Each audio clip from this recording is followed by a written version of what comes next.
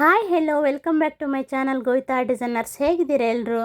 ಇವತ್ತು ನಾನು ನಿಮಗೆ ಆರಿ ವರ್ಕಲ್ಲಿ ರೌಂಡ್ ಶೇಪ್ ಮಿರರನ್ನ ಹೇಗೆ ಫಿಲ್ ಮಾಡೋದು ಸೈಡ್ ಸ್ಟಿಚಿಂಗ್ ಅಂತ ತೋರಿಸ್ತಾ ಇದ್ದೀನಿ.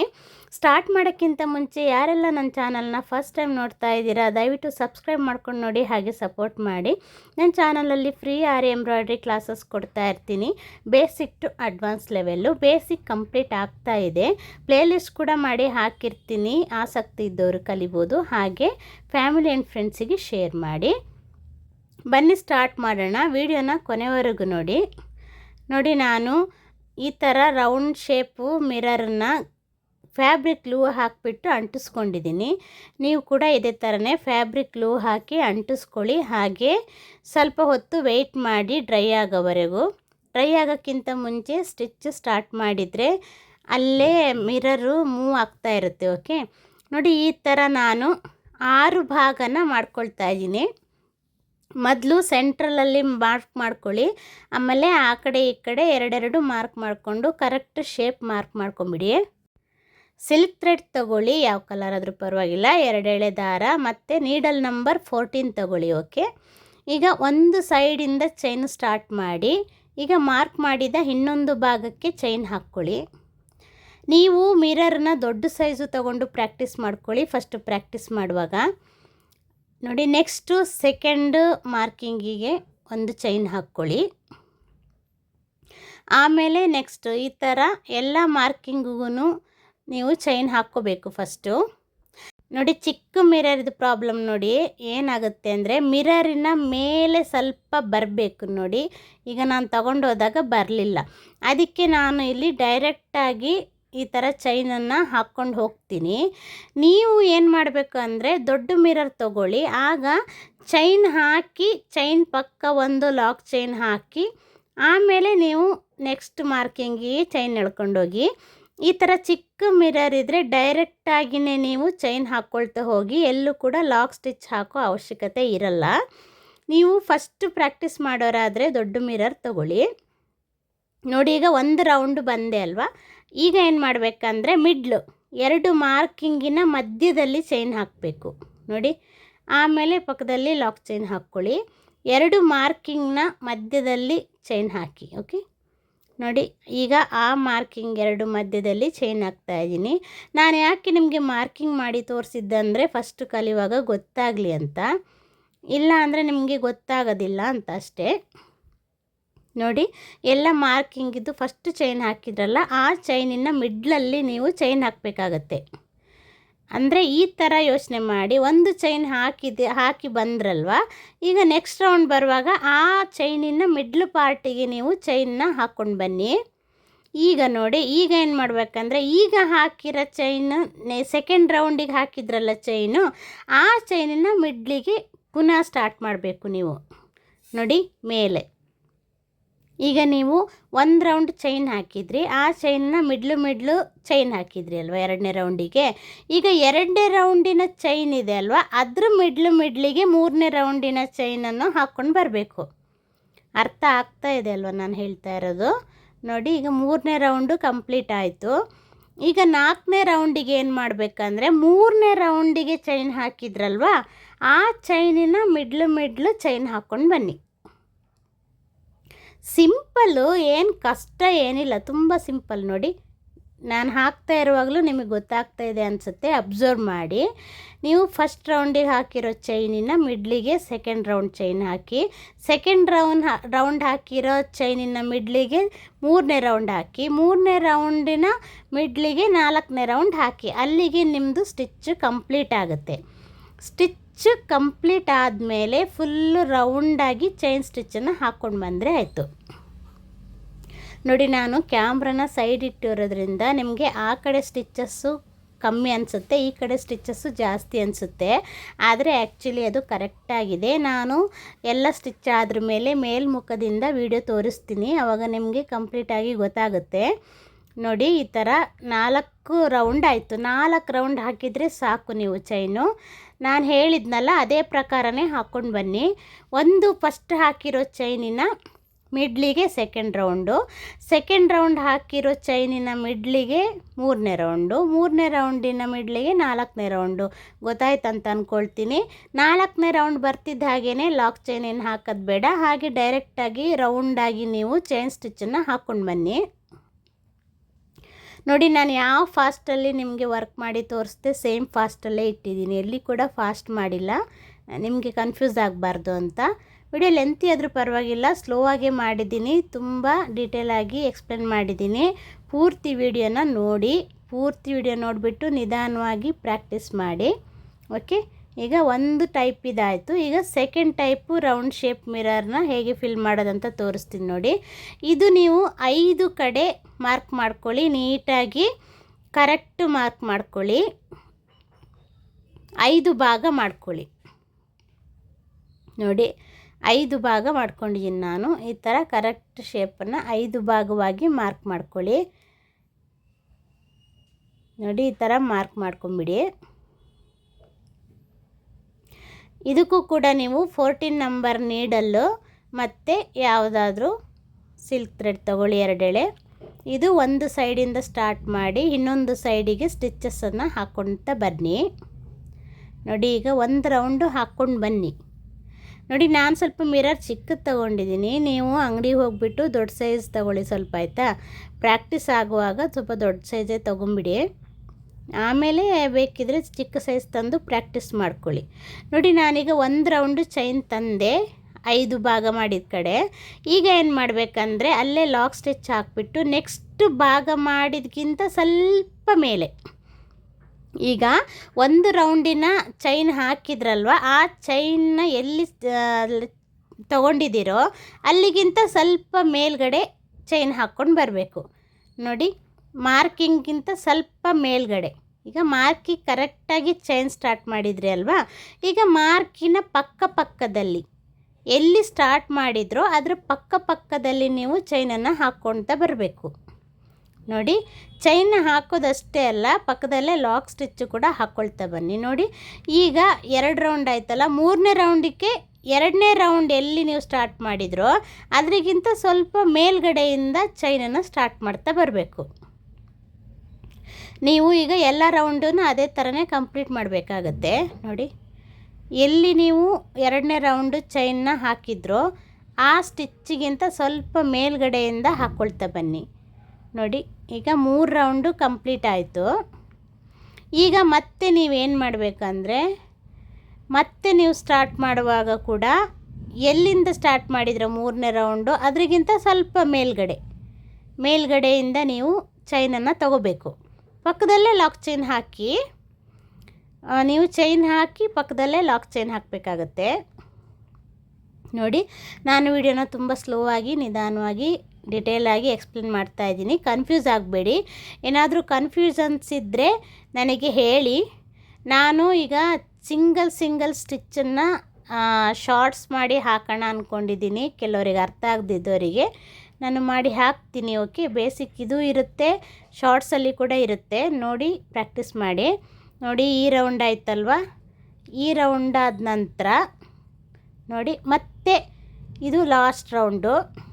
ಮತ್ತೆ ನೀವು ಎಲ್ಲಿ ಒಂದು ಮಾರ್ಕಿಂದ ಸೆಕೆಂಡ್ ಮಾರ್ಕಿಂಗ್ ಬರೋವರೆಗೂ ನೀವು ನಿಮ್ಮ ಚೈನ್ ಸ್ಟಿಚ್ಗಳು ಮುಂದೆ ಹೋಗ್ತಾ ಇರುತ್ತೆ. ಓಕೆನಾ, ಅರ್ಥ ಆಯಿತು ಅಂದ್ಕೊಳ್ತೀನಿ. ಈ ಮಾರ್ಕಿಂಗಿಂತ ಆ ಮಾರ್ಕಿಂಗಿಗೆ ಹೋಗುವಾಗ ಚೈನ್ಗಳು ಒಂದ್ರ ಮುಂದೆ ಒಂದರಿಂದ ಸ್ಟಾರ್ಟ್ ಮಾಡಬೇಕು ನೀವು. ಓಕೆ, ಈಗ ಕಂಪ್ಲೀಟ್ ಆಯಿತು. ಈಗ ನಾನು ಫುಲ್ ರೌಂಡಾಗಿ ಚೈನ್ ಸ್ಟಿಚ್ಚನ್ನು ಹಾಕ್ಕೊಂಡು ಬರ್ತೀನಿ. ನನಗೆ ಎಷ್ಟು ರೌಂಡ್ ಬಂತು ನಿಮಗೂ ಅಷ್ಟೇ ರೌಂಡ್ ಬರುತ್ತೆ ಅಂತೇನಿಲ್ಲ. ನಿಮ್ಮ ಚೈನ್ಗಳು ಸ್ವಲ್ಪ ಚಿಕ್ಕದಾದರೆ ಸ್ವಲ್ಪ ಜಾಸ್ತಿ ಬರುತ್ತೆ. ಚೈನ್ಗಳು ಸ್ವಲ್ಪ ಮುಂದೆ ತಗೊಳ್ತಾ ಹೋದರೆ ಬೇಗ ಕಂಪ್ಲೀಟ್ ಆಗುತ್ತೆ. ಮತ್ತು ಸೈಜ್ ಮೇಲೆ ಡಿಪೆಂಡ್ ಆಗಿರುತ್ತೆ. ಓಕೆ, ಇದು ಕೂಡ ನಿಮಗೆ ಅನಿಸ್ತಾ ಇರ್ಬೋದು ನೋಡಿ, ಫ್ರಂಟಿಂದ ಸಿಲ್ಕ್ ಥ್ರೆಡ್ ಜಾಸ್ತಿ ಇದೆ, ಆ ಕಡೆಯಿಂದ ಕಮ್ಮಿ ಇದೆ ಅನಿಸ್ತಾ ಇದೆ. ಏನಿಲ್ಲ, ಕರೆಕ್ಟಾಗಿದೆ. ಯಾಕೆಂದರೆ ನಾನು ಕ್ಯಾಮ್ರಾನ ಸೈಡಿಂದ ಮಾಡಿ ತೋರಿಸ್ತಾ ಇದ್ದೀನಿ. ಯಾಕೆಂದರೆ ನೀಡಲ್ಲಿ ನಿಮಗೆ ನೀಟಾಗಿ ಕಾಣಬೇಕು. ಕ್ಯಾಮ್ರಾನ ಮೇಲ್ಗಡೆ ಇಟ್ಕೊಂಡ್ರೆ ನಾನು ಹಾಕ್ತಾ ಇರೋ ಸ್ಟಿಚ್ ನಿಮಗೆ ಕಾಣಿಸೋದಿಲ್ಲ, ನನ್ನ ಕೈ ಮತ್ತು ನೀಡಲ್ಲಿ ಮಾತ್ರ ಕಾಣಿಸುತ್ತೆ. ಕ್ಯಾಮ್ರಾನ ಸೈಡ್ ಇಟ್ಕೊಂಡ್ರೆ ನಾನು ಎಲ್ಲಿ ಸ್ಟಿಚ್ ಹಾಕ್ತಾ ಇದ್ದೀನಿ, ಯಾವ ಥರ ಸ್ಟಿಚ್ ಹಾಕ್ತಾ ಇದ್ದೀನಿ, ಹೇಗೆ ತಗೊಳ್ತಾ ಇದ್ದೀನಿ ಅಂತ ನಿಮಗೆ ಕಾಣಿಸ್ಬೇಕಲ್ವಾ. ಅದು ಕಂಡ್ರೆ ನಿಮಗೆ ಗೊತ್ತಾಗುತ್ತೆ. ಅಟ್ಲೀಸ್ಟ್ ನಾನು ಹೇಳೋದ್ರ ಜೊತೆ ನೋಡ್ತಾ ಇರುವಾಗ ನಿಮಗೆ ಗೊತ್ತಾಗುತ್ತೆ ಹೇಗೆ ಮಾಡಬೇಕು ಅನ್ನೋದನ್ನು. ಅದಕ್ಕೋಸ್ಕರ ನಾನು ಕ್ಯಾಮ್ರಾನ ಸ್ವಲ್ಪ ಸೈಡ್ ಮಾಡಿ ತೋರಿಸ್ತಾ ಇದ್ದೀನಿ. ಆಮೇಲೆ ನಾನು ಮೇಲ್ಗಡೆಯಿಂದ ತೋರಿಸ್ತೀನಿ, ಸ್ಟಿಚಸ್ ಎಲ್ಲ ಕರೆಕ್ಟಾಗಿ ಬಂದಿರುತ್ತೆ. ಓಕೆ ನೋಡಿ, ಈಗ ಎರಡನೇ ಟೈಪು ಆಯಿತು, ಸೆಕೆಂಡ್ ಟೈಪು ಮಿರರ್ ಫಿಲ್ಲಿಂಗ್ ಆಯಿತು. ಈಗ ಮೂರನೇ ಅಂದರೆ ಥರ್ಡ್ ಟೈಪ್ ತೋರಿಸ್ತೀನಿ ನಾನು. ಸೆಕೆಂಡ್ ಟೈಪ್ ಕಂಪ್ಲೀಟ್ ಆಯಿತು. ಈಗ ಥರ್ಡ್ ಟೈಪ್, ಇದು ಮಾರ್ಕಿಂಗ್ ಆ್ಯಕ್ಚುಲಿ ಎಲ್ಲ ಮಾರ್ಕಿಂಗ್ ಅವಶ್ಯಕತೆ ಇಲ್ಲ, ಆದರೂ ನಿಮಗೆ ಇರಲಿ ಅಂತ ಮಾರ್ಕಿಂಗ್ ಮಾಡಿದ್ದೀನಿ. 5 ಭಾಗ ಮಾಡ್ಕೊಳ್ಳಿ. ಇದು ತುಂಬ ಎಂಬೋಸ್ಟಾಗಿ ಕಾಣಿಸುತ್ತೆ ಈ ಫಿಲ್ಲಿಂಗು. ಓಕೆ, ತುಂಬಾ ಚೆನ್ನಾಗಿದೆ ಈ ಫಿಲ್ಲಿಂಗು, ತುಂಬಾ ಎಂಬೋಸ್ಟಾಗಿ ಕಾಣಿಸುತ್ತೆ. ಇದಕ್ಕೆ ನೀವು ಒಂದು ಸೈಜಲ್ಲಿ ನೀವು ಚೈನನ್ನು ತಗೊಂಡ್ರೆ ಸಾಕಾಗುತ್ತೆ, ಒಂದು ಮಾರ್ಕಿಂಗ್ ಸಾಕಾಗುತ್ತೆ ಒಂದು ಸೈಜಲ್ಲಿ. ಓಕೆನಾ, ಆದರೂ ನಾನು ಮಾರ್ಕಿಂಗ್ ಮಾಡಿದ್ದೀನಿ, ನೀವು ಕೂಡ ಮಾರ್ಕಿಂಗ್ ಮಾಡ್ಕೊಳ್ಳಿ. ಈ ಥರ 5 ಭಾಗ ಮಾಡಿಕೊಂಡು ನೋಡಿ. ಈಗ ಒಂದು ಕಡೆಯಿಂದ ಸ್ಟಾರ್ಟ್ ಮಾಡಿದೆ ನಾನು. ಈಗ ಇಲ್ಲಿ ಚೈನ್ ತೊಗೊಂಡು ಅದ್ರ ಪಕ್ಕದಲ್ಲೇ ಲಾಕ್ ಚೈನ್ ಹಾಕ್ಕೊಳ್ಳಿ. ಆಮೇಲೆ ನೆಕ್ಸ್ಟ್ ಚೈನ್ ಹಾಕಿ ಅದ್ರ ಪಕ್ಕದಲ್ಲಿ ಲಾಕ್ ಚೈನ್ ಹಾಕಬೇಕು. ಈಗ ಈ ಚೈನನ್ನು ವಾಪಸ್ ತಂದು ಈ ತಗೊಂಡಿರೋ ಚೈನಿಗಿಂತ ಸ್ವಲ್ಪ ಮುಂದೆ ಚೈನ್ ಹಾಕಿಬಿಟ್ಟು ಲಾಕ್ ಚೈನ್ ಹಾಕಿ. ಓಕೆ, ಮತ್ತೆ ಅದನ್ನು ಹಾಗೆ ಆ ಕಡೆ ತಗೊಂಡು ಹೋಗಬೇಕು. ನೋಡಿ, ಚಿಕ್ಕದಾಯಿತು ಲಾಕು, ಅದಕ್ಕೆ ಮೇಲೆ ಬರ್ತಾ ಇಲ್ಲ ದಾರ. ನೋಡಿ, ದಾರನ ಎಳೆಯುವಾಗ ತುದಿಯಿಂದ ಎಳಿಬಾರ್ದು. ಓಕೆ, ಎಲ್ಲಿಂದ ಶಾರ್ಪ್ ಇರುತ್ತೆ ಎಡ್ಜು ಅಲ್ಲಿಂದ ಎಳಿಬಾರ್ದು, ದಾರ ಕಟ್ಟಾಗುತ್ತೆ. ಸ್ವಲ್ಪ ಹೀಗೆ ಬೆಂಡ್ ಮಾಡಿ ಎತ್ತಬೇಕು. ನೋಡಿ, ಈಗ ಎತ್ತುವಾಗ ಬೆಂಡ್ ಮಾಡಿ ಫ್ಲ್ಯಾಟ್ ಇರೋ ಜಾಗದಿಂದ ಎತ್ತಬೇಕು. ನೋಡಿ, ನೆಕ್ಸ್ಟ್ ಸ್ಟಿಚ್ಚಿಗಿಂತ ಸ್ವಲ್ಪ ಮುಂದೆ ಚೈನ್ ತಗೊಂಡೋಗಿ ಅಲ್ಲಿ ಲಾಕ್ ಚೈನ್ ಹಾಕಿ ಮತ್ತೆ ವಾಪಸ್ ಈ ಕಡೆ ತರಬೇಕು. ಮತ್ತೆ ಹಿಂದೆ ತಂದು ಚೈನ್ ಹಾಕಿ ಅದ್ರ ಪಕ್ಕದಲ್ಲೇ ಲಾಕ್ ಚೈನ್ ಹಾಕಿ, ಮತ್ತೆ ಆ ಕಡೆ ತಗೊಂಡೋಗಿ ಚೈನ್ ಹಾಕಿ ಅದ್ರ ಪಕ್ಕದಲ್ಲಿ ಲಾಕ್ ಚೈನ್ ಹಾಕಿ. ಗೊತ್ತಾಯ್ತಲ್ವ? ಈ ಚೈನು ಮುಂದೆಯಿಂದ ಹಿಂದೆ ಬರುತ್ತೆ, ಮತ್ತೆ ಮುಂದೆ ಹೋಗಿ ಮತ್ತೆ ಹಿಂದೆ ಬರುತ್ತೆ. ನೋಡಿ, ಈಗ ಇಲ್ಲಿ ಲಾಕ್ ಚೈನ್ ಹಾಕಿದ್ರಿ ಅಲ್ವಾ, ಮತ್ತೆ ನೀವು ಮುಂದೆ ಹಾಕಿರೋ ಚೈನಿಗಿಂತ ಮೇಲ್ಭಾಗದಲ್ಲಿ ಚೈನ್ ಹಾಕಿ ಪಕ್ಕದಲ್ಲೇ ಲಾಕ್ ಚೈನ್ ಹಾಕಿ ಹಿಂದಕ್ಕೆ ತಂದು ಅಲ್ಲಿ ಲಾಕ್ ಚೈನ್ ಹಾಕಬೇಕು. ಚೈನ್ ಹಾಕಿ ಲಾಕ್ ಚೈನ್ ಹಾಕಿ ಹೀಗೆ ಫುಲ್ ರೌಂಡಾಗಿ ಇದೇ ಥರನೇ ನೀವು ಸ್ಟಿಚ್ ಹಾಕ್ಕೊಂಡು ಬರಬೇಕಾಗತ್ತೆ. ಇದು ಫಿಲ್ಲಿಂಗು ತುಂಬಾ ಚೆನ್ನಾಗಿರುತ್ತೆ, ತುಂಬ ಎಂಬೋಸ್ಟಾಗಿ ಕಾಣಿಸುತ್ತೆ, ತುಂಬ ಲುಕ್ಕಾಗಿರುತ್ತೆ. ಓಕೆ, ನೋಡಿ, ನೀವು ಒಂದು ಅಳತೆಗೆ ಚೈನ್ ಹಾಕ್ಕೊಂಡ್ರೆ ಅಲ್ವಾ, ಆ ಅಳತೆಯಿಂದ ಶುರುವಾಗುತ್ತೆ ನಿಮ್ಮದು ಈ ಸ್ಟಿಚ್ಚು. ಆ ಅಳತೆ ಚೈನ್ ಹಾಕಿದ ನಂತರ ಮತ್ತೆ ರಿಟರ್ನ್ ಬರುತ್ತೆ ನಿಮ್ಮ ಚೈನು, ಅಲ್ಲೇ ಲಾಕ್ ಮಾಡಿ ಮತ್ತೆ ಮುಂದೆ ಹೋಗಿ ಅಲ್ಲಿ ಲಾಕ್ ಮಾಡಿರೋಕ್ಕಿಂತ ಸ್ವಲ್ಪ ಮುಂದೆ ಚೈನ್ ಹಾಕಿ ಪಕ್ಕದಲ್ಲೇ ಲಾಕ್ ಮಾಡಿ ಮತ್ತೆ ವಾಪಸ್ ತರಬೇಕು ನೀವು ಚೈನನ್ನು. ನಾನು ಹೇಳೋದನ್ನು ಕೂಡ ಕೇಳಿಸ್ಕೊಳ್ಳಿ, ಹಾಗೆ ಹಾಕೋದನ್ನು ಕೂಡ ಅಬ್ಸರ್ವ್ ಮಾಡಿ, ಎಲ್ಲೂ ಕನ್ಫ್ಯೂಸ್ ಆಗಬೇಡಿ. ಕೆಲವರು ಹೇಳ್ತಾರೆ ನೀವು ಹೇಳೋದು ಸರಿಯಾಗಿ ಹೇಳ್ತೀರಾ, ಅದಂಗೆ ಪ್ರಾಕ್ಟೀಸ್ ಆಗ್ತಾ ಇಲ್ಲ ಅಂತ. ಆ್ಯಕ್ಚುಲಿ ಕೆಲವರಿಗೆ ಸಿಲ್ಕ್ ಥ್ರೆಡ್ಡು ಪ್ರಾಕ್ಟೀಸು ಅಂದರೆ ಹೇಗೆ ಹ್ಯಾಂಡ್ಲು ಮಾಡಬೇಕು ಅನ್ನೋದನ್ನು ನಾನು ಸಪ್ರೇಟಾಗಿ ಒಂದು ವಿಡಿಯೋ ಮಾಡಿದ್ದೀನಿ. ನಿಮಗೆ ಸಿಲ್ಕ್ ಥ್ರೆಡ್ಡು ತುಂಬಾ ಕಟ್ಟಾಗ್ತಾ ಇದೆ ಅಂತ ಇದ್ದರೆ, ನಿಮಗೆ ಹ್ಯಾಂಡ್ಲು ಮಾಡೋಕ್ಕೆ ಕಷ್ಟ ಆಗ್ತಾ ಇದೆ ಅಂತ ಇದ್ದರೆ, ನಾನು ಅದ್ರ ಬಗ್ಗೆನೇ 2 ವಿಡಿಯೋ ಮಾಡಿದ್ದೀನಿ. ಅದರಲ್ಲಿ ಒಂದು ಯಾವ ಥರ ನೀವು ಅಂದರೆ ಚೈನನ್ನು ಹ್ಯಾಂಡ್ಲು ಮಾಡಬೇಕು ಅನ್ನೋದನ್ನು ಕರೆಕ್ಟಾಗಿ ತೋರಿಸಿದ್ದೀನಿ. ಹೇಗೆ ನೀವು ದಾರದಿಂದ ಮೇಲಕ್ಕೆ ಎತ್ತಬೇಕು, ಹೇಗೆ ಎತ್ತಿದರೆ ದಾರ ಕಟ್ಟಾಗುತ್ತೆ, ಹೇಗೆ ಎತ್ತಬಾರ್ದು ಕಟ್ಟಾಗಬಾರ್ದು ಅಂದರೆ ಅನ್ನೋದನ್ನು ನಾನು ತುಂಬಾ ವಿವರವಾಗಿ ಹೇಳಿದ್ದೀನಿ.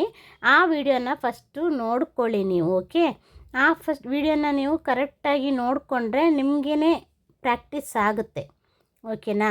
ಸ್ವಲ್ಪ ಕಷ್ಟ ಅನಿಸ್ಬೋದು ಸ್ಟಾರ್ಟಿಂಗ್ ಕಲಿಯುವಾಗ, ಆದರೆ ನಾನೀಗ ಮಿರರ್ ವರ್ಕ್ ಮಾಡುವಾಗ ನೀವು ಆಲ್ರೆಡಿ ತುಂಬಾ ಪ್ರಾಕ್ಟೀಸ್ ಆಗಿರುತ್ತೆ ಆ್ಯಕ್ಚುಲಿ, ಯಾಕೆಂದರೆ ತುಂಬ ಸ್ಟಿಚಸ್ಗಳು ಹೇಳಿದ್ದೀನಲ್ವ ನಾನು.